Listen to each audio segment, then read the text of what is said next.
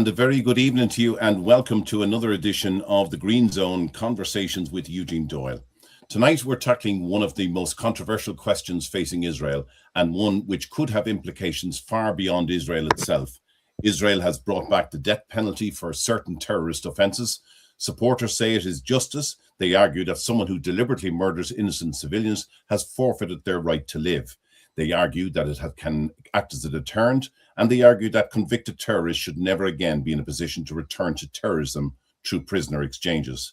But tonight I want to ask some uncomfortable questions. Does the death penalty actually make Israel safer? Does it deter terrorists, particularly terrorists who actively seek martyrdom? Could execution actually turn a convicted terrorist into a propaganda symbol? Could it increase the incentive for hostage taking? And if life imprisonment can permanently remove a terrorist from society, what additional security purposes does execution actually serve? There is also the extraordinary legal question surrounding October 7th. Israel's new death penalty law is not retrospective, so it doesn't simply apply to those who carried out October 7th massacre. But Israel has subsequently established a special tribunal to prosecute those accused of participating in the attacks. Could some of those defendants nevertheless face capital punishment under existing Israeli law? And then there's the question of the courts. What happens when an elected parliament passes a law, but Israel's Supreme Court is asked to decide whether that law can actually stand? Tonight, we're going to examine all those questions, and joining me are three guests who broadly support Israel's new legislation, but who come to the issue from different perspectives. Ruchi Avital, Hebrew-English interpreter and educator with experience teaching at Bar Ilan University. Donny Fuchs, writer and commentator. And Marco Alexander, Irishman living in Jerusalem, international interpreter and tour guide, fluent in English, Hebrew and Italian, and co-producer of the Green Zone. And Rafael Castro will be joining us a little later tonight at about 7:45. So we'll begin without him. And when Rafael joins us, we'll broaden the debate to look at perhaps an equally important question. What does Israel's death penalty law mean for Israel's standing in Europe and around the world? But first of all, I want to say a big warm welcome to Ruchi, Donny and Marco. You're very, very welcome to the Green Zone. Good evening. Good evening. Good evening. Okay. Yeah. Now, just before we start, I'm just going to play two small clips of just reactions to when the law was passed earlier this year. And the first one is from DW News in Germany, I believe it is. And this is, let me see, where are we going here? Yeah, this one here it is.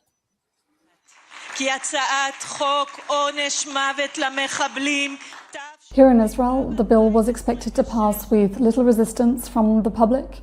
Opinion polls have consistently shown that a majority of Jewish Israelis are in favor of the legislation, a reflection really of the broader right-wing shift in the country since the Hamas-led attacks on October 7th, 2023.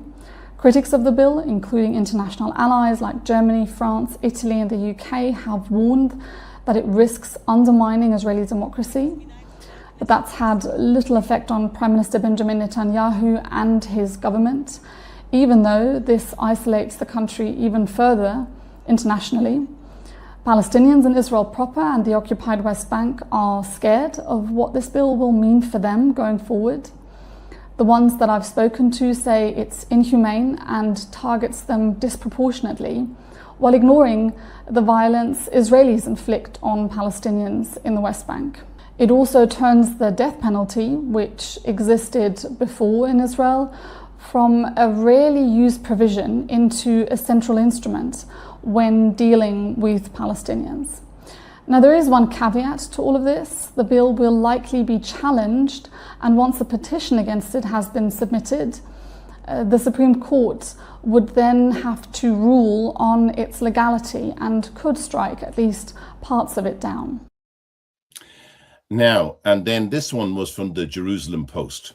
Between Iran's missiles and Hezbollah's rockets, something big just happened in Israel, and you might have missed it. On Monday evening at Israel's parliament, the Knesset, lawmakers passed the controversial death penalty for terrorists law after its second and third readings. The bill's passage concludes a saga that began in 2022, when National Security Minister Itamar Ben-Gvir made it a condition of joining Prime Minister Benjamin Netanyahu's coalition. Ben-Gvir's party, the far-right Osma Yehudit, sponsored the bill. 3 years later, that is November of last year, the bill passed its first reading in the Knesset plenum. Now, another 4.5 months later, death penalty for terrorists is law. It passed with 62 votes in favor, 48 against, and 1 abstention. Ben-Gvir celebrated the law, saying now, anyone who murders Jews will no longer breathe freely or enjoy prison privileges. In addition to making capital punishment mandatory, it could also apply to someone who indirectly caused the death of an Israeli, if the act was motivated by racism, intent to harm the state, or drive Jews from the country. Now, executions in Israel are set to resume after more than 60 years.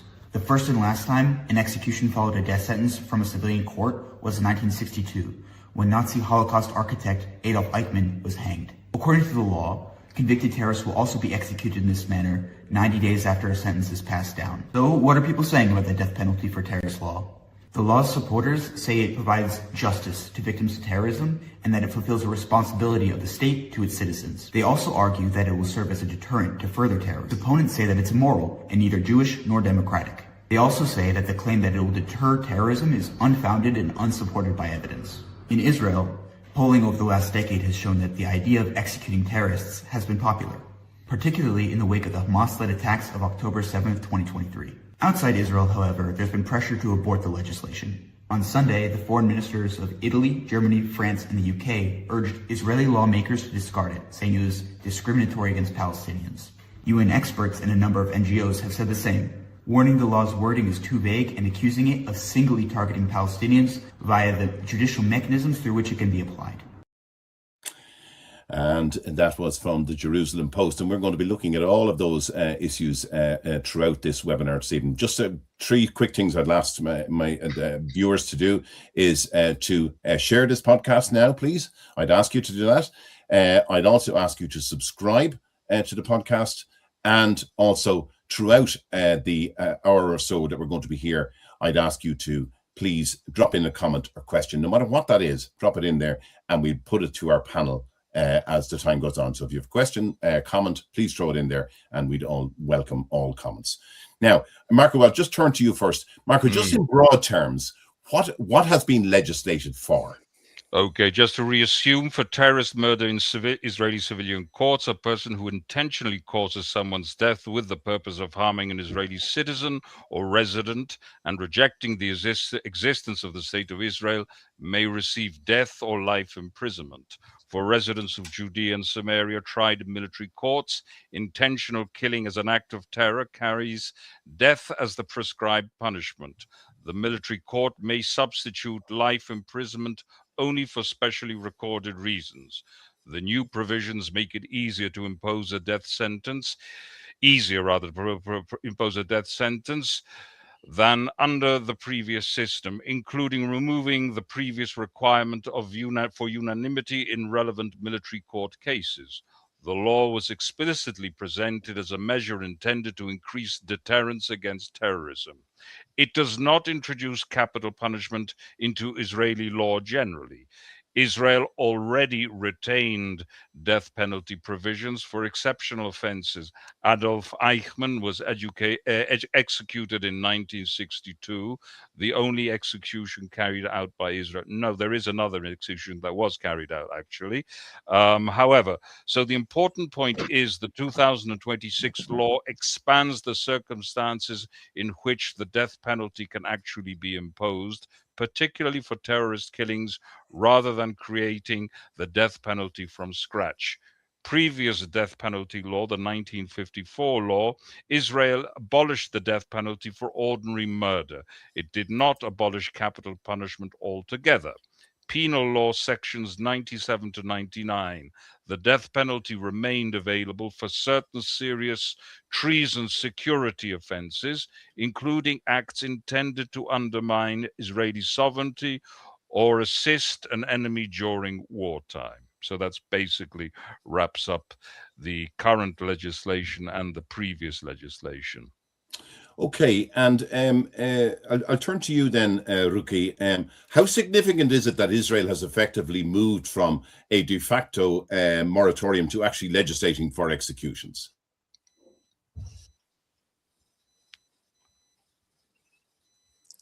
Microphone. I didn't hear the Ruchi. question. I'm so sorry. Yeah, sorry. Sorry. Can you hear me now? Yeah, I can hear you. No, I can hear you. Yes. Okay. So I was saying to you, Ruchi. Could you repeat the question? I will, of course, yeah. How significant is it that Israel has effectively moved from a de facto moratorium to actually legislating for executions? Well, I'm not sure it's actually going to happen for all the reasons that we can imagine, Supreme Court and so on and so forth. But in general terms, I would like to say, without stating exactly what effect this law is going to have, the whole story of the death penalty is there's a confusion between two concepts. One is ethics, and the other is aesthetics. And we tend to feel, when I say we, I mean we in the democratic world, feel very uncomfortable with the idea of executing another human being. That's an aesthetic problem. But the matter of ethics, of morality, that's the question we need to be discussing. Not whether we find it unpleasant or even repugnant, but whether it is morally correct. And that's the issue that should be on our minds. Whether, Israel would certainly not be the only democratic country in the world with the death penalty. The United States executed 23 people, I think, in 2026, this year so far. And last year in 2025, I think it executed 27 people. It's the death penalty exists in more than half of the states in the United States and is actually carried out for a number of years. I think it was suspended in many places, but they've gone back to it. And again, only for very, very serious crimes. And in Israel, we're not talking about the death penalty for ordinary, quote unquote, crimes, for murder and so on and so forth. For that, it's life imprisonment. That's what the Israeli law determines. The Israeli law determines that for murder, the punishment is life in prison, which is usually set after a certain period of time to 30 years in prison, usually, except in one very specific case, the assassin of Yitzhak Rabin, his sentence has not been mitigated to 30 years. He's already been in prison for more than 30 years, I believe, and probably will literally be in prison until the rest of his life. And he was quite a young man when he committed the crime, so he's still got quite a while to go. But in general, we don't have the death penalty in Israel. The only crime for which we would be using it would be terrorism. And terrorism is a different crime than, let's say, ordinary crime. It's an act of war, and that's how we should look at it. It's not look at it as an ordinary crime. And that is also why there is a problem with the October 7th terrorists, because if you treat it as a crime, then you cannot apply the law retroactively. But if it were treated as an act of war, then in an act of war, you do what is done in an act of war. So I think there are a number of different aspects we need to look at this. Okay, and Donny, just in relation to Eugene, may I just interject? I fully agree with Ruchi, but I would say it goes beyond terrorism. We're not talking about the IRA or the Red Brigades in Italy. We are talking about a genocidal terrorism. Each act of terrorism, in reality, is an act that comes within a genocidal ideology. People really need to understand that Palestinism is a genocidal ideology, no less than Nazism. I beg forgiveness. You're absolutely fine, Marco. Donny, I was just going to say to you there, the speed, it's like the speed of light. They move from the left in Israel to the right as a result of October the 7th. There was substantial support in Israel for this legislation, isn't there? There is much as with the war in general and the fight against terror. There has been this, because when the knife is at your throat, there's a certain reality one wakes up to, and the niceties of liberalism and progressivism. Mind you, most of these people at Nova, not all of them, but quite a lot of them, were more liberal-minded. The communities certainly were, those kibbutzim on the border regions. So these were people, many of them who actually had relationships with some of these people in Gaza. And we hear stories of workers who came across and of people who were giving them assistance and taking them to doctors. So, there was this shift in light of the horror. And that's a natural human tendency. The old adage, a liberal, today's liberal, when he's mugged, becomes conservative. People, when they have a life experience of horror, here we're talking about the most monstrous things that happened. So there certainly was a sense of seeing evil and wanting to respond to it. Nevertheless, there still is a very strong progressive, so-called progressive strain in Israel that will fight vociferously against this. The Supreme Court will likely put up roadblocks and try to impede this in every sense.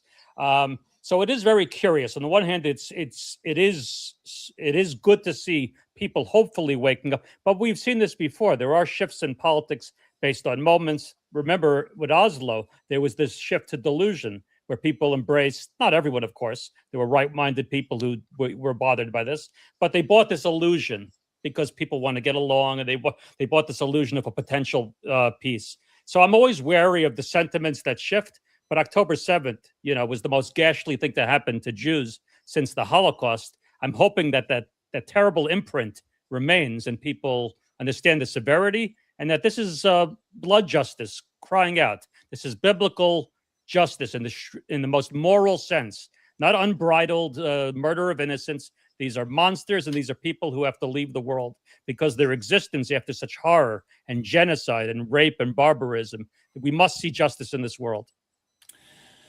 And the fact that October 7 massacre doesn't fall within that legislation, it falls within a new tribunal that I think that, as Ruchi said, would have been, without this law, would have been probably charged as criminal. They would have been charged as criminals rather than terrorism.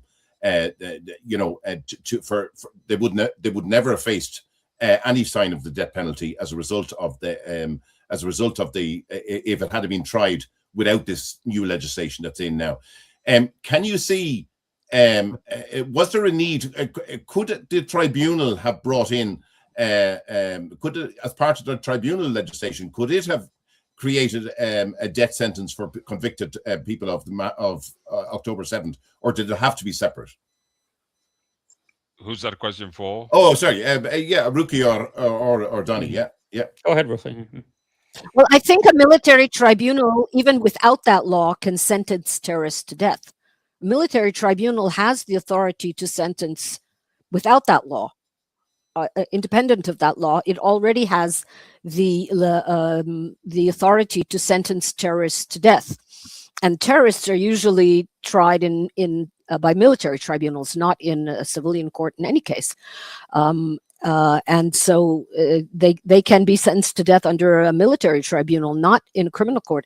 You cannot, even if the law did apply to them, it would be impossible under current criminal law to prove, according to the penal code and according to the criminal code and all the things that are needed in a court of law in order to prove, because the evidence in many cases has been burned, the bodies turned to ash, even though they filmed themselves killing on video camera and so on and so forth, it doesn't quite fit into the little niches that a criminal court requires. But a military court has the authority already to sentence terrorists to death. It just doesn't do it. It hasn't done it. As Marco correctly said, there have been two. Eichmann, there was another case in 1948 of someone who was for treason who was executed, but those were the only two executions in Israel's history. So I think, there is an aesthetic aversion, very strong aversion to the death penalty.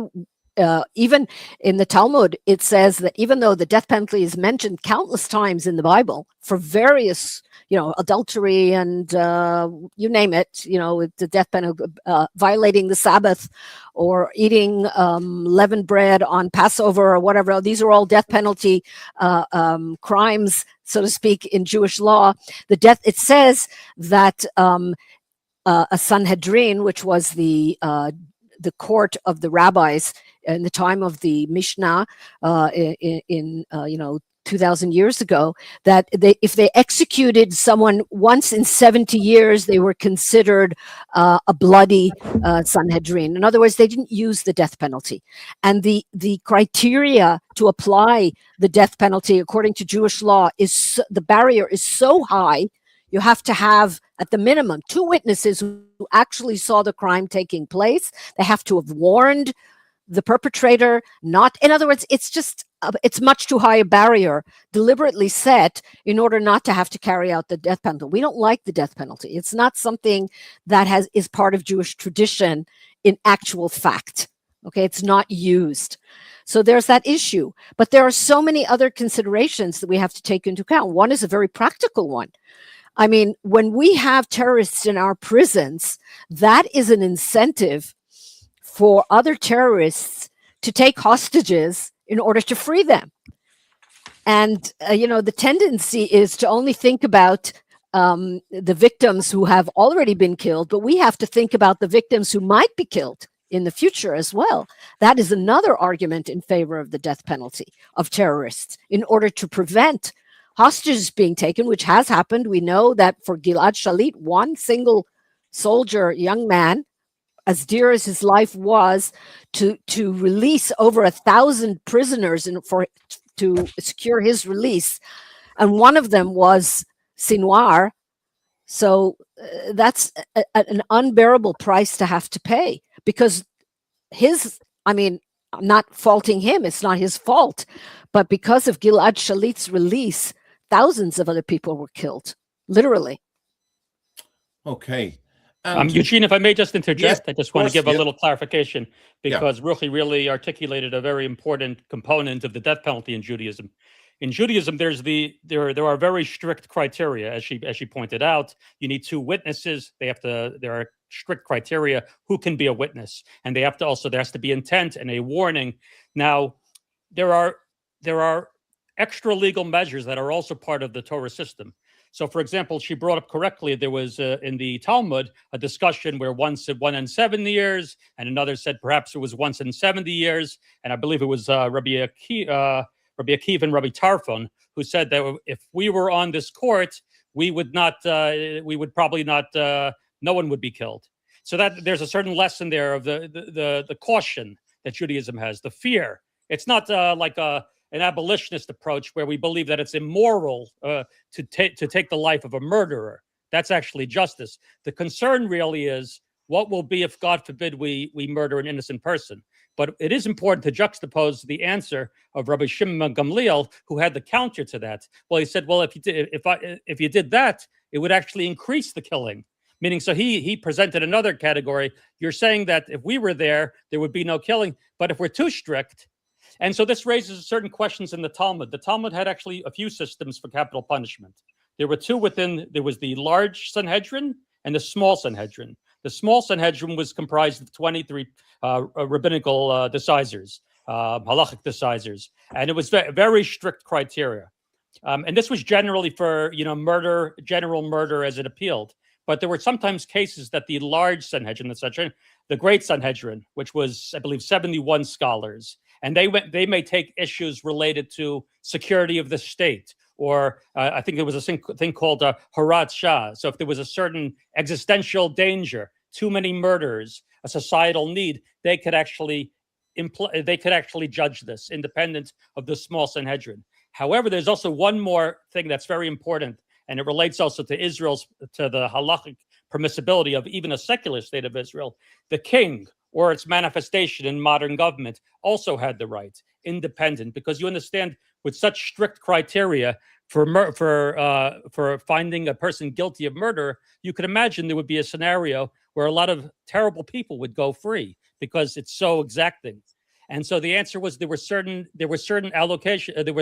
permissions given to the king or to certain judicial entities, including the Beit Din, if they saw independent, even if the strictest criteria were not met, but because of the need of the hour to protect society, they were actually able to. So I just wanted to give a little context to juxtapose, on the one hand, a very strict legal concern that God forbid we don't kill an innocent person, but also a little more lenient opportunities in the worst case scenarios to apply justice when the strictest legal criteria were not met.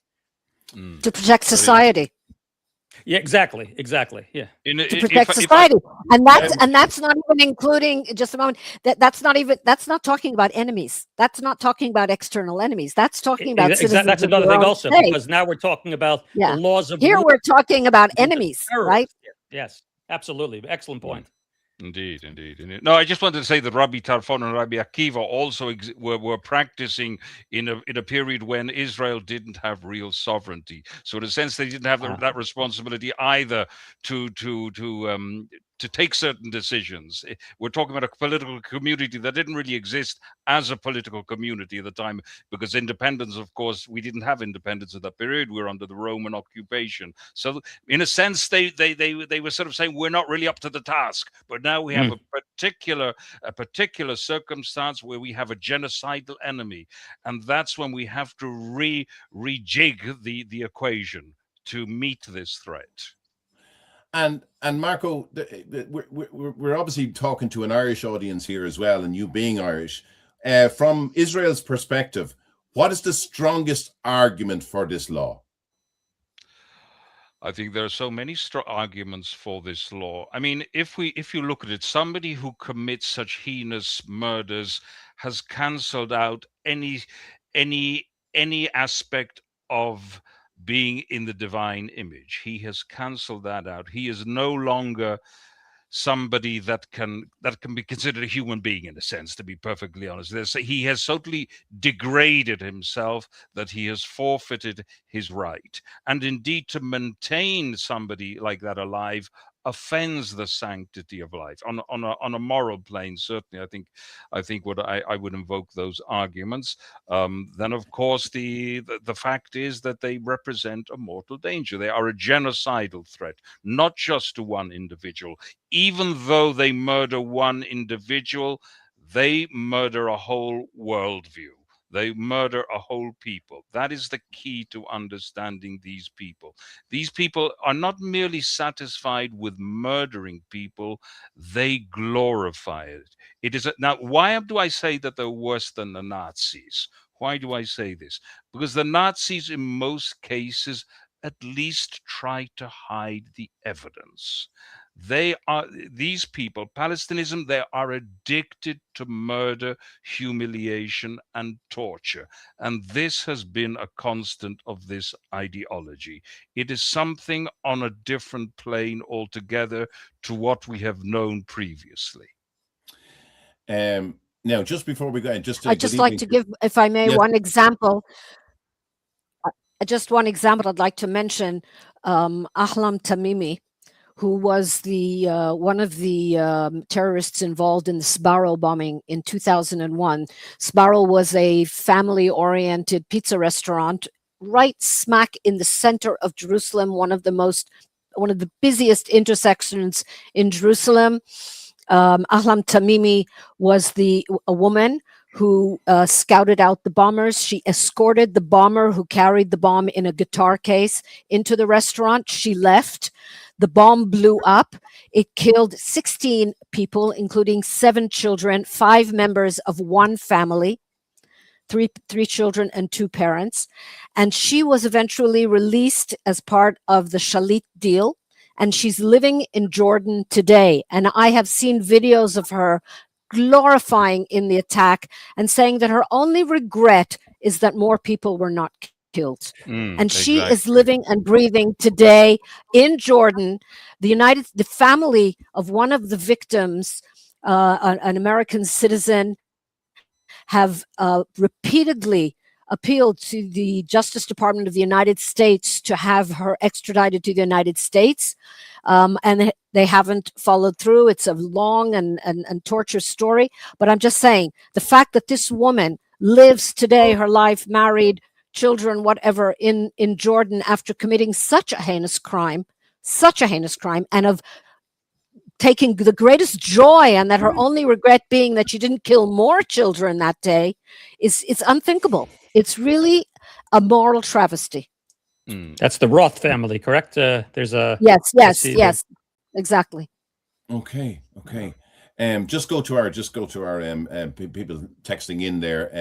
Good evening, Otto. And then Otto goes on to say then that she agrees with Marco's last comments there.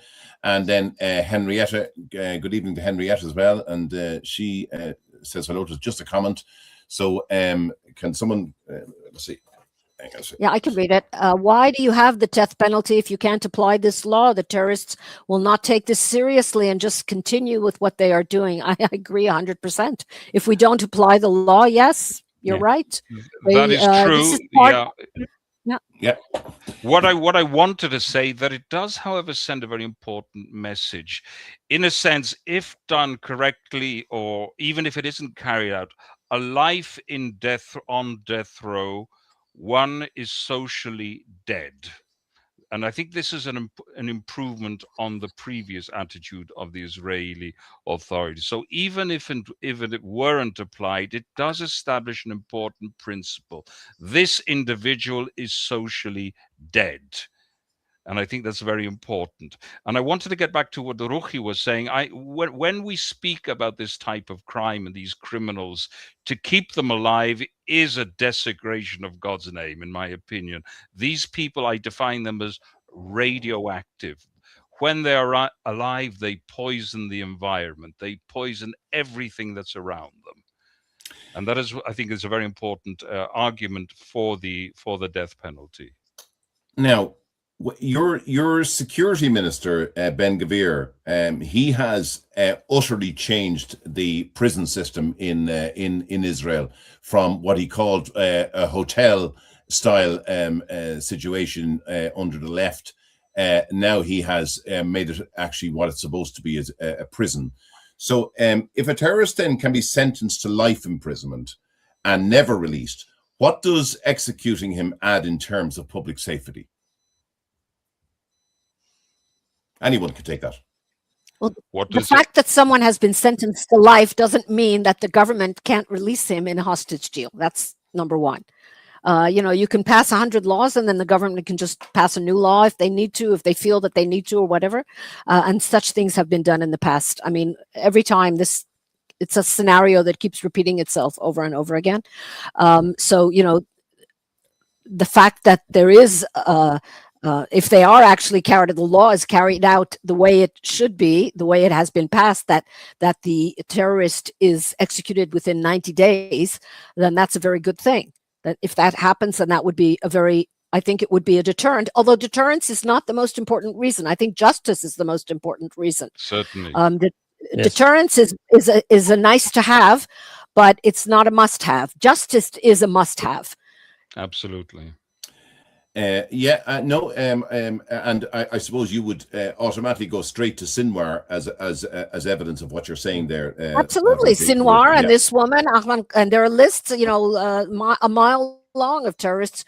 80% of the terrorists who are released return to terrorist activities. So that's, this is known, and many of those who were released now during the war were eventually caught and killed during terrorist attacks. So this isn't hard to figure out. I think some of them were deported to various places. I think Ireland might even have been one of the places that some of the terrorists were at one time deported to after they were released in the hostage deal. Sure. But that doesn't mean they're not going to engage in terror attacks. And why should they be allowed to live free and easy lives anywhere in the world after committing? And we're not talking about, we're not talking about combat situations. We're talking about people getting on buses with a bomb vest and blowing up and killing 32 people. There's a bus stop within 100 meters of my house right now where a bus blew up in the early 2000s during that spate of bomb attacks. In the center of Jerusalem, in the center of Tel Aviv, cafes, restaurants, all over the place. I mean, we had hundreds and hundreds of people. More people were killed in terror attacks during that period than even on October 7th. It was just spread out over a few years. During the 90s and the early thousands, hundreds and over 1,000 people were killed in terror attacks. It means people blowing up on buses, blowing up in restaurants. I remember that period very clearly. People were literally afraid to get on a bus. I remember driving and thinking, the bus in front of me stopped. I'm going to keep my distance in case it blows up. That's how our minds were working during those days. And anyone who was around at that time will tell you the same. Absolutely. Yeah. Okay. Okay. So I'm going to move to the next part here, because do terrorists forfeit the right to live? And let's put a deterrence aside for a moment. Let's talk about justice. There is a powerful argument that somebody who deliberately murders innocent civilians has forfeited their own right to live. And the argument becomes even more powerful when we're talking about mass murder, such as that on October 7. But there's another question. Does a democratic state have the moral right to deliberately take a prisoner's life as punishment? Is that justice? Is it a legitimate retribution, or is it simply the state's sanctioned revenge? Ruchi. Ruchi? She didn't hear that, did she? You have problems with your sound. Anyway, Donny, I don't think, I don't think calling. Oh, I'm sorry. Is it better now? You heard the question, did you? Or questions? Yes, I heard the question. Okay, go ahead. Go ahead and answer. Go ahead. Okay. I don't think calling it state-sanctioned revenge changes it from doing justice. State-sanctioned revenge is just it's just the name people call the justice system. Term. The justice system isn't. It's an emotive term. It's not. The state has the duty to do justice. We hear today, in the United States, we thought the Democratic Party was bad. Well, there's something worse than the Democratic Party. It's the Democratic Socialist Party. The Democratic Socialist Party wants to do away with prisons. Okay, do away with all prisons. Okay, so what does that mean, to do away with prisons? Is that also state-sanctioned revenge, putting someone in prison for committing a crime? Is that state-sanctioned revenge? So there's no end to it, If you don't understand, it's very simple.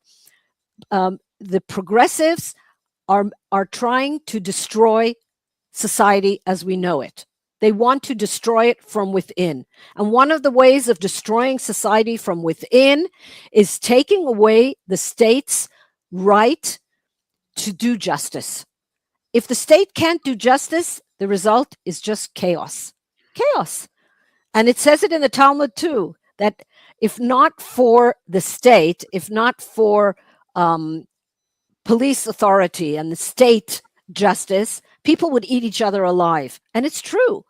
I mean, it says in the Torah, it says in the Bible that it doesn't say people are basically good. It says quite the opposite. People by nature are not good. Yetzer lev ha'adam ra min ne'urav. The impulse of human being is evil from youth. In other words, people have to be kept within a framework of justice. Otherwise, there is chaos in the world. So that's just a facetious kind of progressive argument to call it state-sanctioned revenge. We need justice, and we need a prison system, because sadly, there are a lot of very bad people around us. And this is the only way we can protect ourselves. Donny, what's your view on those particular questions? I think those are excellent points. And I think to the degree that democracies and republics understand universal values, divine laws, and morality, they will understand that this is justice. And to the extent, unfortunately, in our age that we see, particularly in Europe, countries that once had values and morals abandoning everything, in the aftermath of the Enlightenment, shirking all the good and leaving themselves vulnerable to the most base, vile, vulgar, and barbaric societies, they're not going to appreciate these. But of course, a moral society, a democracy, should be grounded. Like in the founding fathers in America, most of the early laws were derived from Deuteronomy. I mean, these are divine mandates, sensible things that make sense for the preservation of life and soul. And tell me this: would this law? Do you think this law would have gained any traction, positive traction, with outsiders, if it had included terrorism by, if you like, terrorism. I mean, you're going to counter me on this, but terrorism by Israelis towards people in Judea and Samaria. If it had included them. Do you want me to take that one? Yeah, go ahead, Marco. Yeah. Well, you see, you have to understand terrorism. There's terrorism and there's terrorism. First and foremost, when we speak about violence by Jews, and I speak in broad terms, it's generally a reaction to something that went before. And it is generally a reaction when the state hasn't fulfilled its duty to protect its own citizens. That is when violence by Jews against Arabs takes place. That is the general context. Listen, within all conflicts, one can speak of even of terrible events. They do happen. That's not to say every Jew is a saint and every Jew behaved properly during the course of his lifetime. If we look at World War II, there were plenty of instances in which the Allies committed illegal acts against Germans and Italians. There are plenty documented. That doesn't detract from the fact that we don't judge the overall conflict on the basis of these limited incidents. We look at the big picture. Now, what people try to do, they try to distract from the big picture by pointing to these which are relatively isolated incidents, and indeed more often than not, the results of provocation and planned traps which they've lured people into. This is the broad picture. Anyone else on that? Well, I have to agree, of course, 100% with what Marco said. I'm not saying that there haven't been any cases of people causing damage. It's mostly, I would say, mostly vandalism in many cases. Very few, not saying there weren't any, but very few cases of actual bodily harm being caused to people that were not in response. And when you read the reports that were published about the so-called settler violence, included in those reports, and under the heading of settler violence is any case when settlers responded to being attacked. For example, there was a terror attack in a gas station near the settlement of Eli, and terrorists came in with gunfire and opened up in a restaurant. And eventually a few people were killed. They killed a few people, and eventually 2 armed people managed to kill the terrorists. So the killing of those terrorists falls under the heading of settler violence. I mean, that's absurd, of course. So they have made this deliberate miscategory of settler violence, and also all the accusations of genocide since October 7th. This is also the same strategy. What they want to do to us, they accuse us of all the time, every time. So it's slander on an industrial scale. It's absolutely. slander on yeah. Donny, did you want to say something there? Yeah, even the left-wing B'Tselem, which is a self-hating leftist so-called human rights organization, their studies will show it's outrageous, the disproportion between Arab attacks against Jews and Jewish responses, if you will. They can't even hide the statistics because it's so glaring. But these things are kept within the, within the white papers, and certainly not disseminated to the world. Generally, when you're speaking, go ahead. Oh, sorry. No, generally, when you're speaking about the media, one can only class them as bad faith actors. And indeed, what Israel should be doing, it should have brought in a long time ago a press standards commission, whereby people who misinform or distort would be subject to disciplinary actions.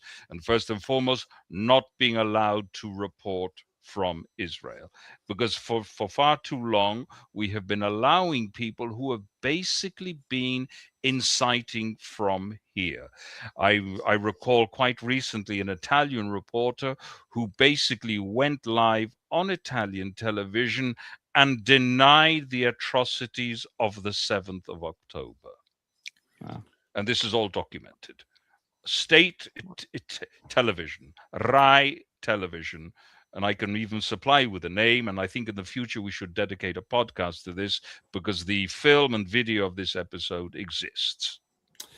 And something that struck me from the very first video I showed there, the little clip there from the lady from DW News, when she said that she had talked to some Palestinians and they said they didn't know where they stood on this. I mean, that's actually bizarre, is it not? I mean, you'd know where you stand if you're not going to commit an act of terrorism, would you not? Where they stand exactly. It's absurdity. As if this is a precarious thing. Don't do it, you know?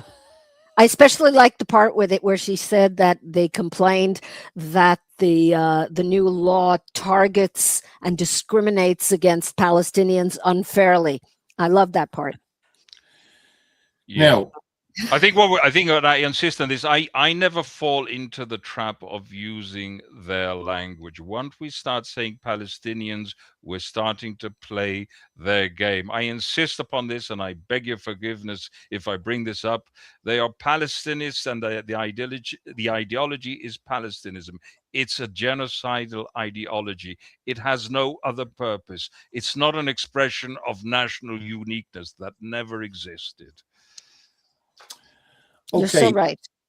I stand corrected, but I was quoting her. No, I beg your forgiveness. Mechila, slicha v'mechila. I would just, since Donny mentioned B'Tselem, I'd just like to mention something interesting. One of the founders of B'Tselem, I think only one of them was an Arab, but most of them were Israelis, leftist Israelis. But one of the original founders of B'Tselem was a fellow named Bassam Eid, an Arab fellow, and he at a certain point became so disgusted by B'Tselem. It started out supposed to be a human rights organization. He became so disgusted by its anti-Israel bias that he left the organization, and he has become a very pro-Israeli advocate. Indeed. I didn't know he was part. B'Tselem was his thing. I've seen the personality that he's. Yeah. He was one of the original founders of B'Tselem. You should get him on this show. Good idea. Okay. I want to move to the next part here, because I know I want to do this part before to bring Rafael in. He's there, but I'd say he'll want to come in after this part here. But he can indicate to me if he wants to come in at any time. But does the next part is, does the death penalty actually deter terrorism? This for me is the critical question, because saying that terrorists deserve to die is one argument. Saying that executing terrorists will stop terrorism is a completely different argument entirely. Ordinary criminal deterrence works on the assumption that people fear punishment, but terrorism can be different. Some terrorists may expect to die. Some may actively seek martyrdom. Some may believe that dying while carrying out an attack is the ultimate achievement. So can you deter someone with death when death may actually be part of the objective? Well, can I just say something? Because look, if an Islamist is going to be judged by a dhimmi or a kufa, that is a supreme humiliation. So I don't think any jihadist or Palestinist will have any particular desire to be judged or to go through a legal procedure in front of the world where his sins and his misdemeanors are exposed to the world. I think that can be a pretty strong deterrent, to be perfectly honest.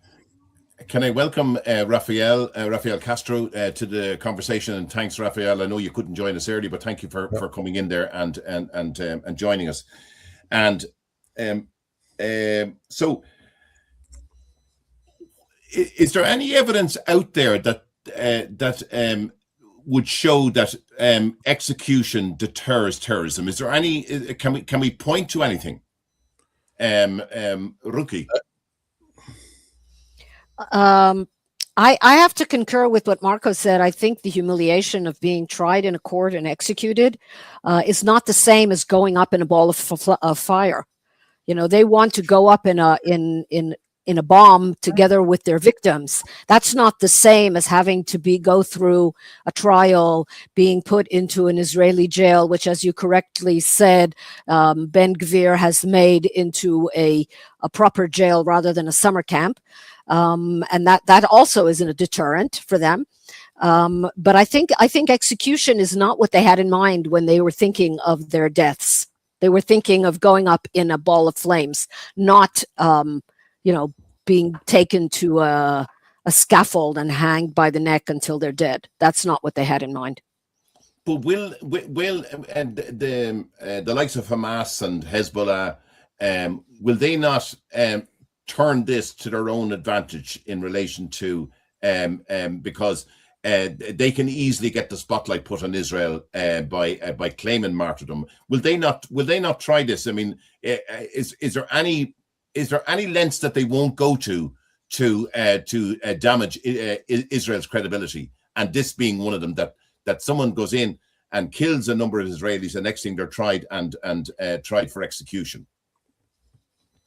That sounds like a very fair deal to me. And if they want to turn themselves into martyrs and so on and so forth, that's what they've been doing all along.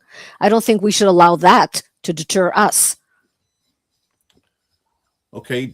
Anyone else want to take that, Donny? Or I don't know if I'm not aware of any studies, perhaps someone else on the panel, of definitive deterrence. Again, people who wish to blow themselves up. However, there may be a long term when Israel shows a strong resolve to deal with evil, to get rid of them, not to release them, not to keep them for life, or perhaps to, release them for deals. This kind of strong Jewish response may in turn eventually, but again, justice is the most important thing. The screaming out of the murdered blood.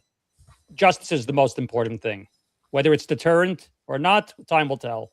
But there are benefits, first of all, from the moral case, pure justice. And secondly, that is the correct thing. That's a healthy society that deals with evil and attends to it.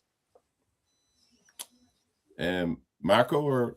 I fully agree with Donny there. And when we think of the death penalty is only one aspect of the Israeli response. It can't be looked at in a void, in isolation. It needs to be viewed in a generally muscular response, whereby land is redeemed, the enemy loses land, and has to find somewhere else to live. That should be the ultimate punishment. Anybody who attacks Israel with genocidal intentions must be removed. That should be the moral of the story. So the death penalty is only one aspect. It has to be a holistic approach to dealing with a murderous genocidal enemy, and as I say, qualitatively worse than the Nazis, because these people glorify in causing suffering, in humiliating, in torturing. There is a qualitative difference. You see, there's no symmetry between the way Israel and Jews behave and Nazis and Islamists. We could perform a little thought experiment. Give a Jew a wand and he'd make everybody peaceful. Give an Islamist, a jihadist, a magic wand, and he'd engage to the maximum possible in murderous attacks of torture, humiliation, and mutilation. This is the qualitative difference between the two. And if this law, okay, so we don't know what's going to happen with the law in relation to the Supreme Court. It's poked its nose into so many areas of law that have been passed by the Knesset. But do you guys? I mean, I want each of you to tell me this. Do you guys think by having this law, and let's say it's not, let's say the Supreme Court doesn't get its way, and it's in law, do you guys think that this is going to reduce terrorism towards Israelis? Does anybody else want to take it? Donny, do you want to take it? Anybody? Rafael? In the absence of application, it will accomplish nothing. It will be a disaster because they'll have seen this process, great speaking, loud talking, and no action. It would be a disaster. If it has to, exactly, bluster. It's kind of like, what's going on across the pond. Tough talk must be followed up with a stronger stick. And so in the absence of application, yeah.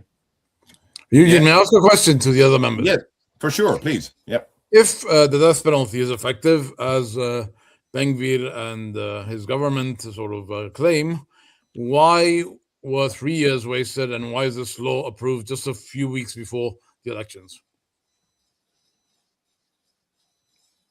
Well, there were plenty of things that needed to be done during the course of this. Bear in mind that there was a whole revolution with the judicial reform, so there were a lot of things on the plate. It's not as if there weren't other things being considered.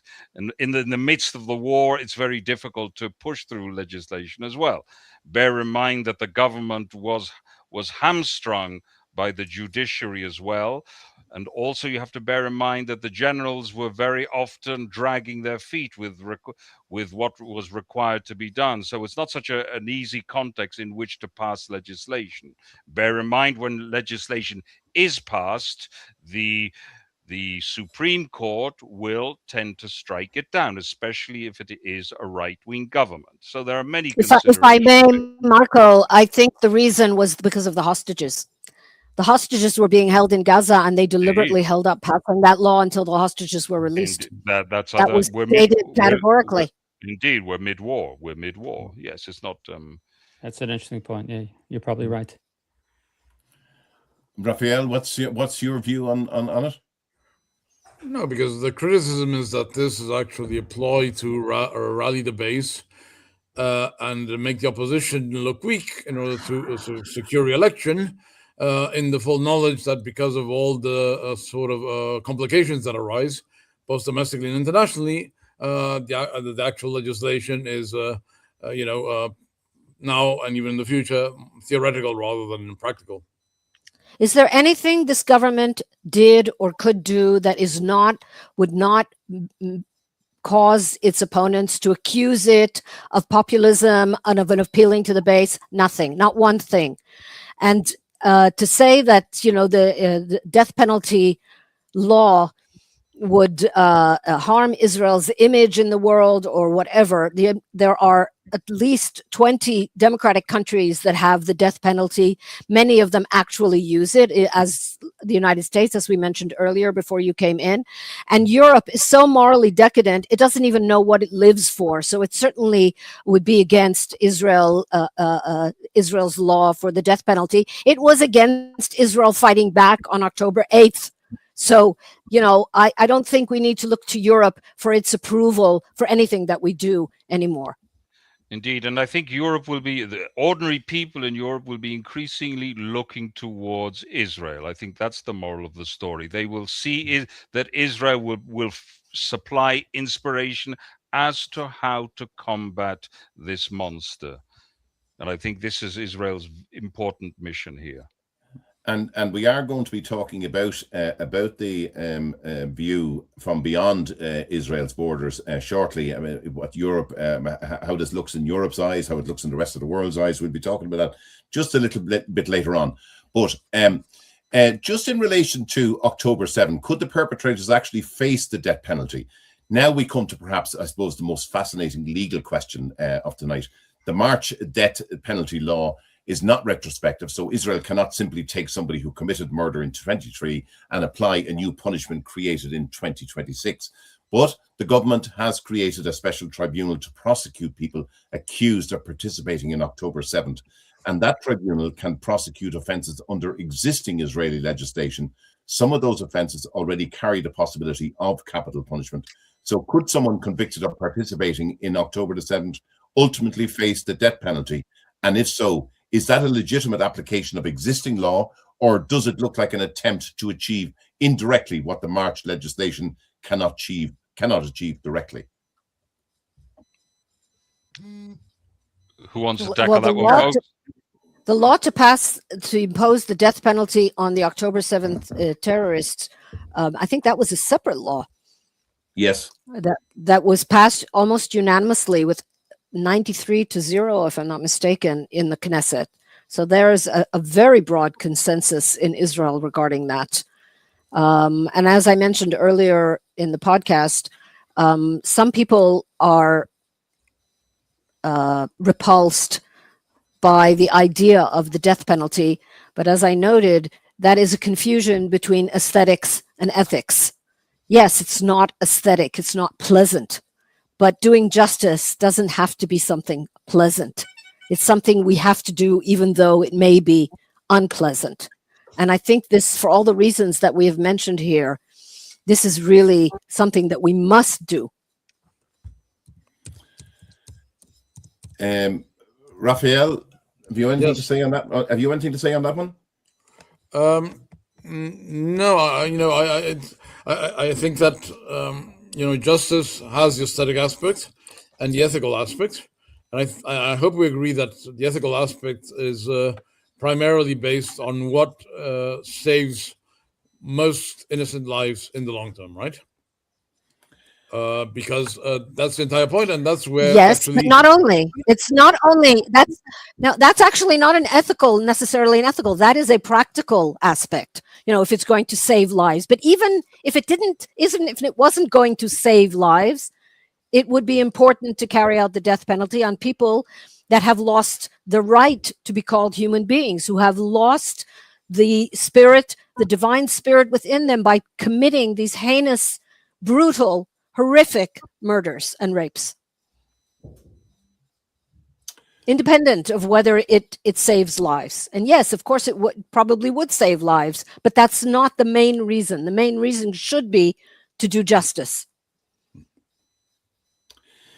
Now, up to now, there has been right now there's been no justice for the victims of October 7, whether that's in the courts or whether it's in the application of the tribunal as of yet. Saying, but what would justice mean to Israeli victims if the perpetrators of October 7th were convicted but could never be executed? Well, there's no reason. There's no physical reason why they can't be. There's no law of physics which says they can't be executed. Obviously, one would hope that they would be executed. I think that for them not to be executed would certainly compromise justice. Obviously, one has to be judicious. The ideal would be that they should die. Notwithstanding that, living as somebody who's socially dead is worse than death. In a small cell where you don't see the light of day for the rest of your life, where you have to think about what you did, is even worse than death. Having to go through a humiliating trial and then have to ruminate over it for the rest of your days is also quite important. Nonetheless, as I said before, maintaining these people alive is like maintaining something that's radioactive. It's poisonous, and preferably they should be removed permanently. Okay. Okay. So,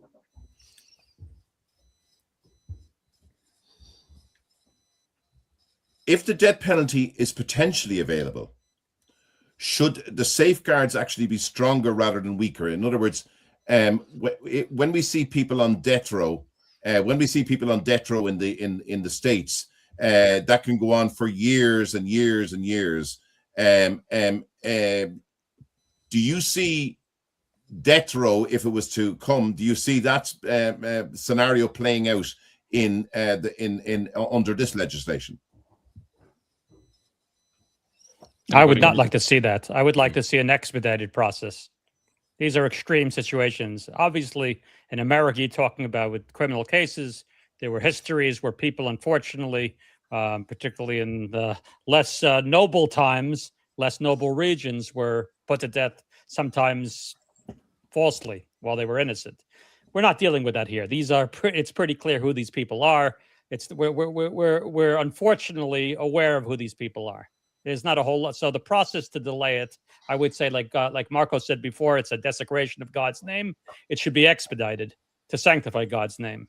To meet out I don't think that there's no question here that these people are guilty. I mean, most of them have admitted their guilt. There's no reasonable doubt whatsoever. And I think the law applies to anyone who crossed the border on October 7th into Israel from Gaza. So whether they physically killed someone or not, the law would apply to them. Rafael, can I ask you a question?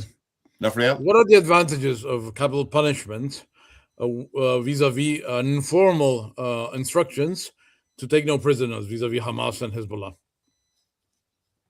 There are different scenarios. There's some situations where you require prisoners to get intelligence. So there are a number of scenarios. Certainly, you'd save a lot of bother when you eliminate a genocidal terrorist inaction, but there are occasions when you may need to take prisoners to obtain other information in order to conduct a more effective military action. So there are different scenarios. If you know whom you're dealing with, I mean, to kidnap an enemy is fine, but the question is whether this approach is actually cleaner, quicker, and more effective than all the complications which you already see right now, and that's just the beginning of the beginning. But sometimes you need to take prisoners to save Jewish lives.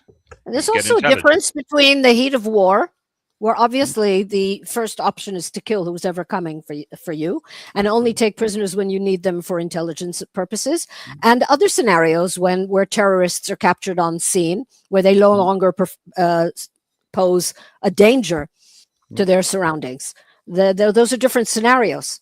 And those are two different laws, by the way, two different situations. The October 7th terrorists have one law, which, as I mentioned, was passed unanimously. And the death penalty law is for future terrorists, not necessarily in a state of war, but in, terrorists who have come in to kill people, civilians in the country. So those are two different, you're talking about different scenarios. Because, some have claimed, according to reports, according to which, during the British Mandate era, Arab who raped Jewish women, suffered the physical consequences of doing so. And that was such a disgrace that even though they were Muslim, and even though, suicide is forbidden, when you just kill yourself and don't hurt others, that basically deterred not only such abuse against women, but also basically led these people to, eliminate themselves from the world. So what I'm trying to say is you're talking about non-judicial punishments. In other words, I'm talking vigilante justice. You're talking about vigilante justice. No, I'm talking to basically what in certain American states is known as, chemical emasculation. Castration. It's forbidden by Jewish law, but I think that given the culture and the mentality, one can become a martyr and, arrive to heaven for killing Jews, but not, for basically being no longer a man, which is actually much more disgraceful than being a martyr. So that might have a deterrent effect, which is cleaner and far more effective at a far, lower price in terms of image and internal cohesion for Israel and the Jewish people. Well, chemical castration is an ongoing process that you have to constantly inject or take the hormones in order for it to continue. If you want to castrate someone, you got to do it. If you want it to be permanent, you got to do it surgically. So if that's what you're talking about. I mean, the Catholic Church can offer some advice for bono. They had the castrati singers. That was permanent. Yeah, that was before puberty. But that's I'll shelve the castrations and do the capital punishment. Yeah. So that way they can't attack women. Yeah. That's the benefit. Yeah. But in relation to terrorism, just picking up on Rafael's point there, in relation to terrorism, I know Saudi Arabia do it. I'm not saying if you remove two persons' two arms, they're unlikely to be able to be involved in terrorism thereafter, you know. Even one arm would do it. Yeah. No, I have one arm and I can be a good terrorist. Don't worry. No, but what I'm saying is, is there something that could be introduced in ahead of death, that can deter terrorism by, for example, removing two arms? I'm only using that as an example. I think that this discussion is going off on a strange tangent. Yeah. I think that the idea of morality, what we're saying is that when someone has put himself beyond the pale of human morality, has put themselves outside of what everything that we consider human and moral and ethical and just, the only possible punishment for that person is to remove them permanently from this world. They don't have a right to share the world with anyone else. Whether there are worse things, if they should be castrated, or if they should be put in a solitary confinement for the rest of their lives, blah, blah, blah. No, I think that the only moral thing to do is what they have sentenced. In the Torah, it says that if somebody accuses someone falsely of a crime, that person should receive the punishment for the crime that they accused the person of. And the same thing here. They came to kill, they should be killed. And it's not, this isn't ordinary murder. We're talking. It's not barbaric vindictiveness that you see. It's not vindictiveness, it's justice. We're not talking about drawing and quartering them. Exactly. We're talking about executing them either by firing squad or by hanging them on the gallows. Indeed. Okay, so we're actually not gone off on a tangent, because you're after following my question. You're now after laying it out straight up as exactly what you mean. So I threw that in there to see what reaction. And you gave the reaction that I thought you were going to give, is that you've been straight up that you want to remove these people from the state of this, from the earth, thing, rather than So I get okay. So that's clear to me. Torture them. I don't want to, cause them physical pain. I personally don't. That's not the issue. The issue is justice. Justice should be done. Indeed, and we're coming back to the magic wand experiment. You give a Jew a magic wand, he will make everybody a peaceful person. You fulfill his desire. You give it to an Islamist, and they will increase their power, whereby they'll cause as much suffering and humiliation as possible. You're talking about two distinct ways of I don't think it's necessarily only Jews. I think Christians too. I think probably Buddhists too. Of course. I think Islam is distinct in this sense. I think Islam is distinct from other cultures. Empirically, I don't even want to call it a religion, because it is not. It's a political ideology, as I've mentioned earlier in other podcasts. Empirically, you're absolutely right. And I'm just rereading a couple of books by Batya Or as well. And the industrial scale of the atrocities is something unimaginable and unfathomable. That's why I introduced the magic wand experiment. Yes, I said Jew, but I'm referring to a Christian, any person we regard as normal. Okay, I just want to take a couple of comments here. Just Otto says, I'm very positive about digital IA and robotic IA, and will solve a lot of problem even for Israel. Should we use robotic IA to execute them? That's a good idea. The reference? Probably will one day. Maybe. Drama. And then get a robot to stone them. Otter goes on to say defense and military operation will be less soldier expensive and more precise. And what's this one here? Where are we going here? Sorry. I would and she said, I agree. I found even Elia Milani and his female co-worker not very balanced. I'm sure some of you know about that. I think she's referring to Italian TV reporters. I think she's alluding to what I said about the reporter who denied the atrocities of the 7th of October. Not only did she deny them, she said they were patently untrue. Yeah. And then also, I think the answer to that is yes, by hanging. That's what the law says, that they would be hanged. If convicted and sentenced to death. I think that's the way that's too charitable. I think they should die by for eating over indigestion of gefilte fish. Yeah. Okay. Now. So we're going to move to the next part, and that's Israel's image abroad. Strength or liability, and I'm glad that Rafael was able to at least get in for this part. We've spent the first part of the program looking at what Israel has legislated, the moral argument, deterrence, and the October 7th legal question. Now I want to widen the lens, because Israel doesn't operate in isolation, and whatever we think about the death penalty itself, there is another question. What does this law do to Israel's image and standing abroad? And Israel is a democracy. It presents itself as the liberal democratic state of the Middle East. But the overwhelming trend among Western democracies has been towards abolition of capital punishment. So what happens when Israel moves in the opposite direction? And does it demonstrate that Israel is prepared to do whatever is necessary to protect its citizens? Or does it give Israel's critics another powerful weapon?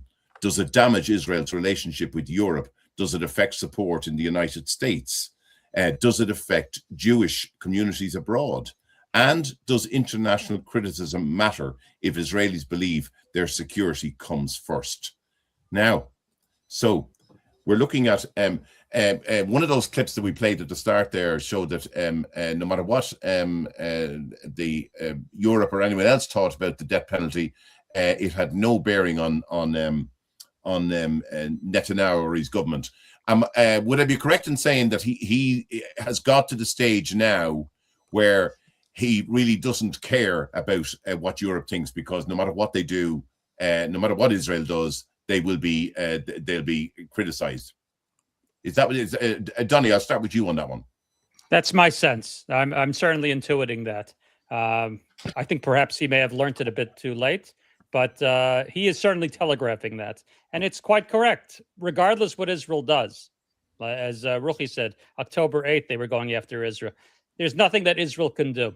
What Israel should do is behave with strength and dignity, with a sense of self and respect. And I hope personally that they would return to Torah-based values. And with self-respect, they will earn respect. It won't happen overnight, but they're not going to get it by groveling to the world. And listen, there's going to be problems because Israel does, on the one hand, fancy itself a Western liberal democracy, oftentimes, articulating some of the worst things that conservatives and traditional Jews and Christians also do not approve of. So they will face this clash. Well, how could you be this liberal democracy? And that's where I think the Supreme Court and the so-called progressives are going to raise hell to prevent this. However, if this is done with dignity and a sense of moral justice and strength, I think overall Israel will weather the storm and in the long term be better off. And I think in America, primarily Christian and classical conservatives will support Israel in this. Traditional supporters of Israel will support this death penalty. Other than that, the liberal world in Europe, they will scream. Rafael, what do you make of that? I mean, it looks like Netanyahu has gone down the road, as I said, and Donny thinks as well. He's gone down a road where, look, anything the Jews do, anything Israel does, whether it's the UN or Europe or the Democratic Party in the United States, and that no matter what they do, they're wrong. So should they really be worried about PR on this particular matter? Should they really be worried about it at all? I agree with Donny. The problem is that the fact that there is no upside in anything Israel or Netanyahu doesn't mean there isn't any extra downside. And that is not the same thing. The two things are not the same. And, let me preempt my remarks by saying that philosophically, I'm not at all against the death penalty. I think the death penalty, when applied judiciously, intelligently, and justly, is not just a good deterrent, but also something, as Ruchi and Donny and Marco pointed out, essentially just. However, you also pointed out the conflict and contrast between the aesthetic aspects of capital punishment and its ethical ones. And, we have to understand that if for a person outside of Israel, even for most Jews, the aesthetic is much stronger than the ethical.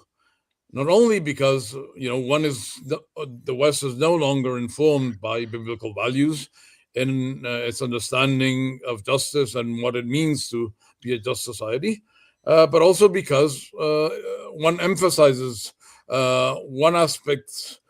One emphasizes less, reality and more aesthetics when one is not personally affected by the suffering and the tragedy and the pain that these terrorists inflict. One person who sees, we have these stories of people weeping for the fate of a panda bear, whereas, kids die, but, it's not as aesthetic, not as cute, and that's the world, that's the human nature. In other words, in order to win the ethical argument, there must be a very solid case made that the capital punishment saves lives, not just Jewish lives, but the lives of every person with good intentions in the land of Israel. Because ultimately, the case that must be made is that what happened the 7th of October was a tragedy for everyone, and that Hamas is destroyed the lives of everyone. So it shouldn't be like a game, Jews against Muslims or Israelis against Arabs, but simply the fact good people against bad people.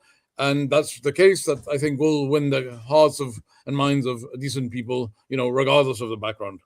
Back to the rational element and why am I, despite my otherwise sympathies for the death penalty, opposed to the capital punishment against Hamas and these Islamists?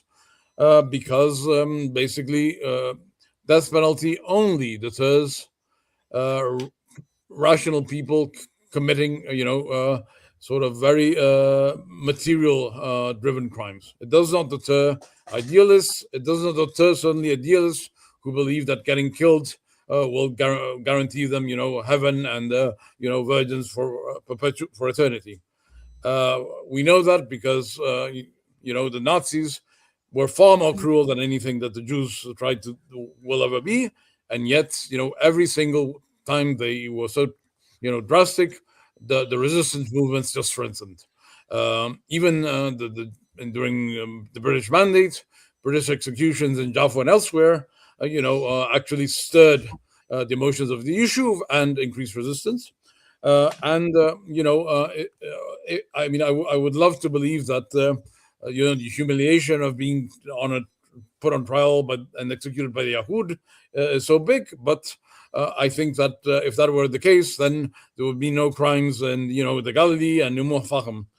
But ultimately, I really see that the fact that these trials, if they are going to be trials in any meaningful way, will sort of have the effect that the trial of Hitler after the putsch in 1923 had. Basically, a criminal, lowlife, who was basically no one, suddenly became famous. And this is what is going to happen, because every single anti-Israel organization is going to turn even the bloodthirstiest criminal into someone who was a victim of apartheid, colonialism, Zionism, just like, it was accomplished after October 7th with, criminals running Gaza. So this is, and the scenario I really fear and predict is that, let's say that, this big terrorist is caught, put on trial, executed, 24 hours before he's supposed to be hanged, Anna Goldberg, a student at SOAS, vanishes. And then a message is said, she will be executed if, our brother in the resistance, Abu Hassan, whatever, is hanged. What happens? Knowing the Jewish soul, the execution is going to be suspended. And then basically after 10 days, you will get, the kidnappers of the Jewish student saying that, she will only be released when the execution will be reprieved indefinitely. Okay, what happens? The police look all over the place, can't find her. Eventually, sort of, there's a consensus between Israel, the Jewish diaspora, the EU, the Western governments that, to find us, to send this guy somewhere to whatever, to Yemen or to Uzbekistan or who God knows where. And then the student is released, and who is she? Someone of the Jewish Network for Palestine that basically, wanted to do something together with his far leftist friends to basically, save this poor Palestinian. How is that going to, make Israel and the Israeli judicial system look like? Anyone want to pick up on that? No. Well, Donny? personally, Donny, did you want to say something? No. No, go ahead, Marco. Nobody. No, I think it would have quite the opposite effect. It would present an opportunity to change the perceptions of those capable of doing so. It would tip the scales, I believe, decisively. One cannot create situations whereby one is extorted. Now, if we're talking about the death penalty in a void, I believe you may have a point. But I'm talking about the death penalty which exists within the framework of a much wider series of deterrents. That is where the death penalty is like playing one note on a piano. You have to have command of the keyboard. You have to have a full toolbox, not just the death penalty. The death penalty is just one aspect which establishes justice in a self-respecting country. Otherwise, you fall into the stereotype which the Jew haters create. It's a bit like the film showing the Warsaw Ghetto, where the Germans in their propaganda film portrays the Jews as dirty scruffs, when of course the hygienic conditions were disastrous. So that we shouldn't be falling into that trap. That's my opinion. The death penalty on its own is not a viable option. The death penalty for genocidal delinquents within a much broader based policy is a real option.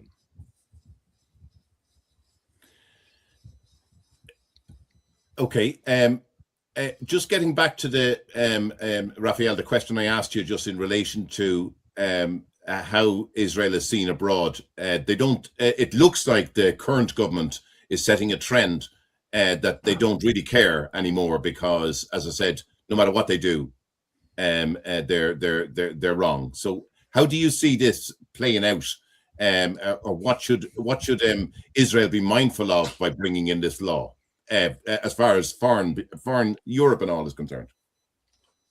As long as Trump and the Republican administration is in power, supposing Rubio and not Vance is the next president, Israel has a leeway. But if the Democrats take over the White House or J.D. Vance take over the White House, it may well be that tragically, only India and maybe half-hearted Germany will still be allies. So we have to realize that international politics are not just an issue of justice and morality. It's a realpolitik, and every country has a certain amount of goodwill capital that it can choose to, spend, and it should spend wisely. I don't think that, this capital, PR capital, diplomatic capital, image capital should be, spent on this issue. Just like I don't think that the government should have invested capital on basically training crocodiles to basically terrify terrorists in Israeli prisons. But that's just a small example in the sense that yes, the world is unjust, and irrational, but even injustice and irrationality have some sort of laws that and principles that one has to heed. The fact that the world is not as just to Israel as it should be doesn't mean that one can basically do whatever one wants because it doesn't matter.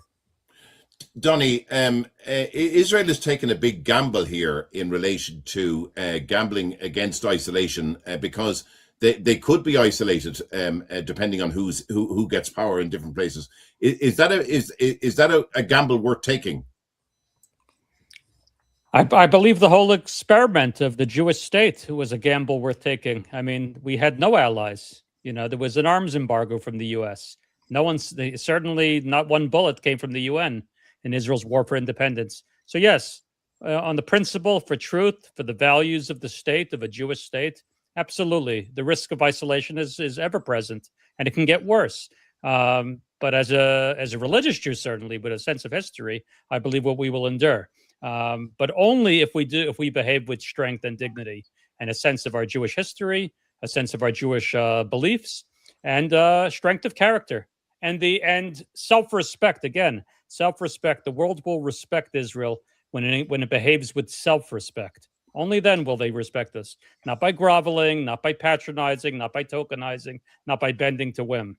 By behaving in our best interest with dignity and presenting our message. Ruchi, have you anything to add to that?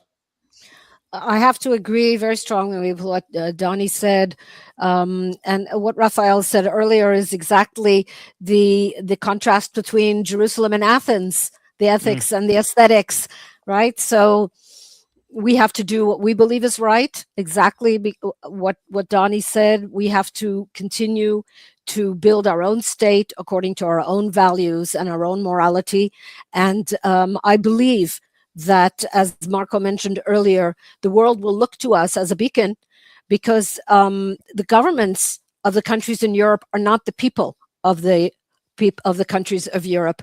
And I believe there is much more support for Israel among the populations in Europe, especially now when they are seeing the results of this irresponsible open immigration policy in Europe, and they are themselves facing dangers not dissimilar to what Israel is facing from its enemies. So I think that we're going to see change in Europe also among the governments there too, in the same direction.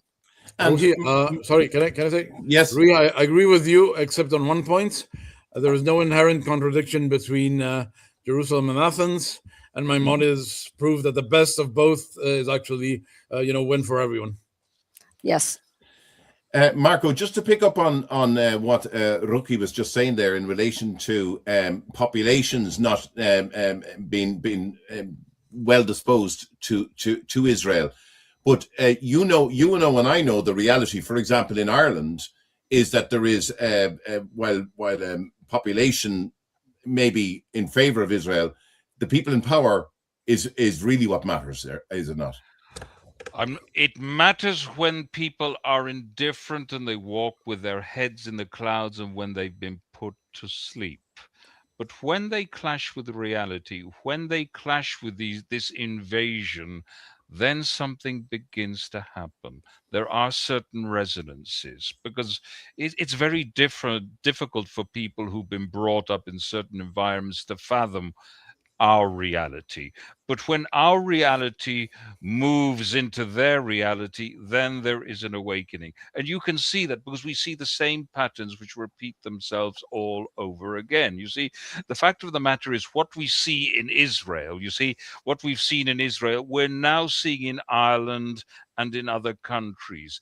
Islam is taking over public spaces, saying that everything belongs to Allah ultimately, and it only belongs to those who believe in Allah, which are the Muslims, or this word that they're very happy to use now and deploy to great effect, the revert, because the revert was the original religion, which was Islam, and everything by right belongs to Islam. People in Europe are beginning to see that.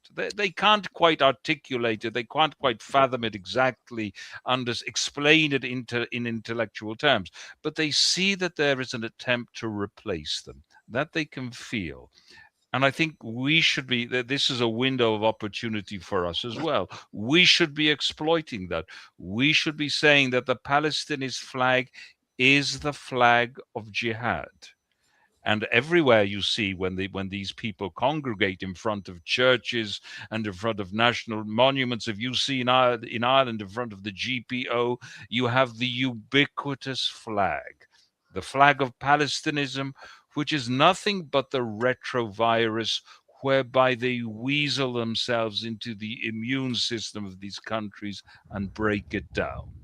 Palestinism is the retrovirus that's destroying the immune system of European countries. Okay. Can I ask you one question, Eugene and Marco, since you're Irish? What do you think would have happened had the British government introduced the death penalty for IRA terrorists? It did. In 1917, it applied. In 1916, no, I mean, but after the war, after the Second World War, after they abolished it for everyone, they had maintained it just for IRA terrorists. If it had introduced it, what do you mean? What would have happened? If once they abolished it, had they either kept it for IRA terrorists or introduced it just for IRA terrorists? What do you think would have happened? Well, they would have been executed. Would you?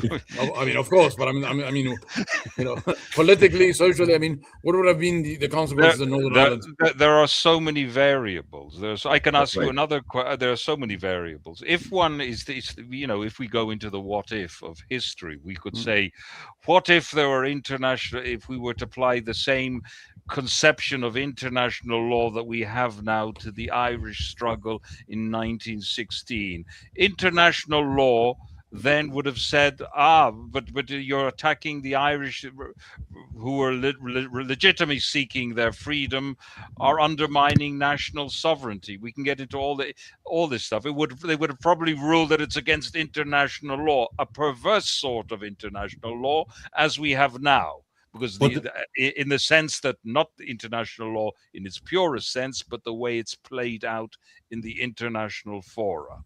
But the other thing in the IRA, there was if you like, there was a set of rules, if you like, per se, but when you compare it to what's going on in Israel and thing, there's no laws, there's no it's a genocidal. Exactly. It is a genocidal. It's not. The IRA wasn't genocidal. It wasn't genocidal. So the comparison, it's a disanalogy to war. The Unionists were what they were. They wanted to maintain control, but they did not want the total destruction of the Republicans. The Republicans likewise. They wanted the reunification of the island. That was not that they were particularly nice people, because we know that they went into the PLO camp. Truth be told, I'm talking about the IRA, not the Irish. Okay, the provisional IRA set up bases with the PLO, and unfortunately they got dragged into this unhealthy relationship. But there's no analogy between the two conflicts, in the sense that there is an analogy in the sense that the Israel was inspired by the Irish struggle. That's certainly true, but we cannot say that the Irish were fighting, at least in the early 20th century, a genocidal enemy. Yeah, excuse me. My intention wasn't, to compare, the Middle East with Ireland, but simply to, reflect on counter hypothetical history, and if the death penalty actually deters ideology-driven terror, actions, because it's interesting. All liberals cite studies saying that capital punishment does not reduce or deter crime. And I understand why, because it's a very rational punishment, which deters highly rational people. So it would be effective, for example, in fighting and deterring tax evasion or fraud. We can ask the same. What if they didn't execute the Nazi criminals in at Nuremberg? That's another counterfactual hypothesis. What if they didn't? We can go on with all this. We're talking about what is the right thing to do with genocidal terrorists. We're not talking ordinary. I do know that. I do see a certain point in what you're saying, in the sense of in the 1916 leaders were executed in jails in Ireland, and they became martyrs and heroes for after being executed by the British in Irish jails in Dublin. That's true. That's true. So I see the point from that point of view. This is a completely different case. Absolutely. Ireland is an internal struggle within Ireland among Irish citizens. Here we're talking about a genocidal movement that wants to destroy the state of Israel. It's not an internal civil war. It's people from outside, and we're also talking about asymmetrical warfare.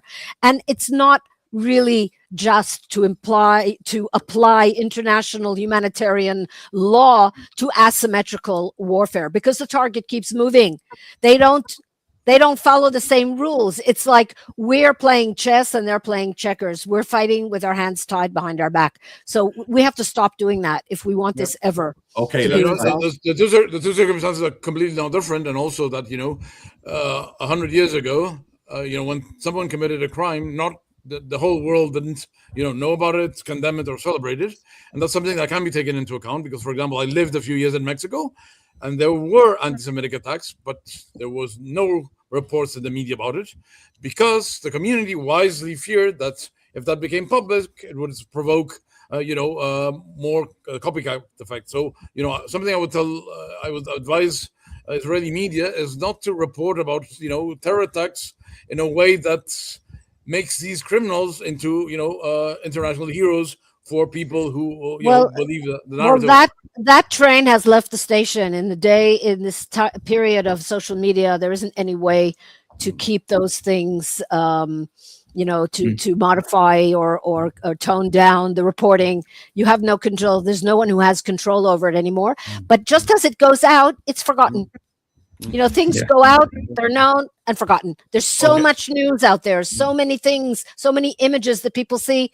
I think that probably if you go to campuses today, almost 3 years after October 7th, and you ask students, a lot of them probably don't even, some of them are new students. They don't know what you're talking about anymore. Maybe they have other agendas to deal with now. I don't think we have to make decisions based on that. Hollywood needs to make a movie where the hero, a duck, is called Palestine, and then that's it. The Palestine cause is dead, because all young people think that Palestine is the name of a duck. Like when they made the movie with a dog that was called Beethoven, most young people thought that Beethoven was just a dog. Exactly. Okay. I just want to move. I have to move to the last piece. From the river to the sea, Palestine will be free, right? The duck. I'm gonna have to move to the last section just very briefly. About whether Europe should adopt the death penalty while Islamic incidents increase. So Ireland has abolished the death penalty. The European Union has abolished it. The Council of Europe regards abolition as a fundamental human rights principle for most Europeans. Therefore, the argument is finished. But is it? Europe faces terrorism from organizations and individuals who may actively embrace death. European governments have to deal with radicalization, mass casualty attacks, and the difficult question of what to do with convicted terrorists who remain ideologically committed to violence. So tonight I want to ask an uncomfortable question. Should Europe reconsider capital punishment for terrorism, folks? Anybody want to take it?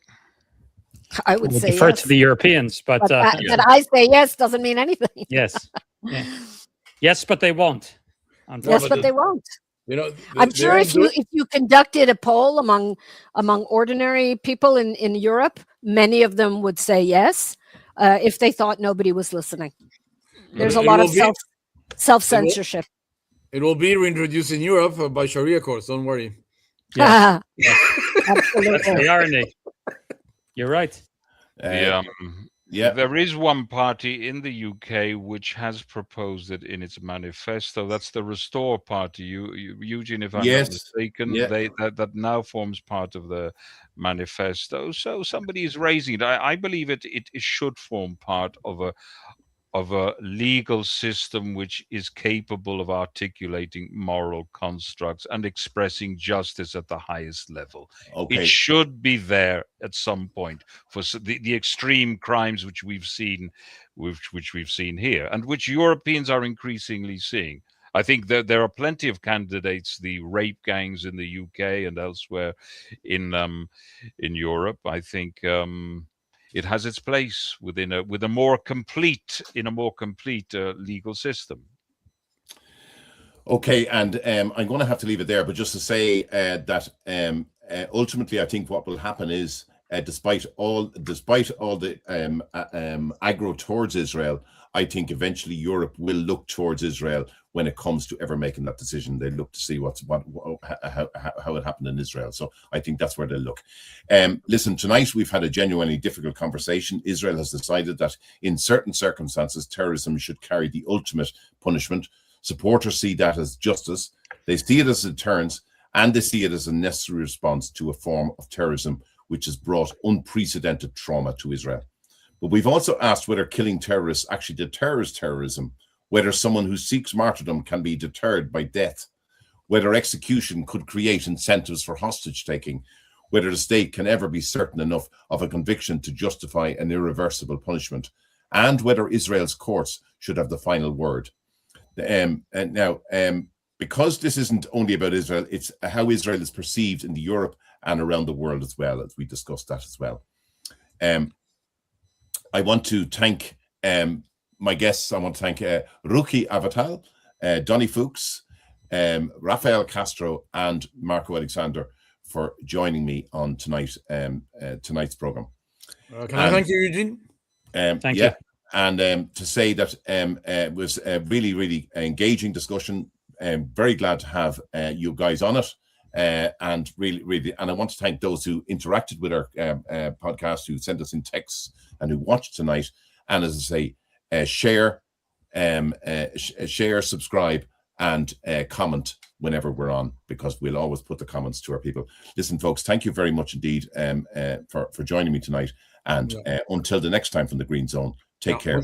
Eugene, I'd like to thank you because, you're creating a venue where, hard topics which usually are censored or self-censored, in Europe, can be openly discussed by people who are well-meaning and who, want the best for good people everywhere. So thank you for creating this space. Okay, thank you indeed. Thanks for that. Indeed. Okay, and okay, we're gone, and good night to everybody.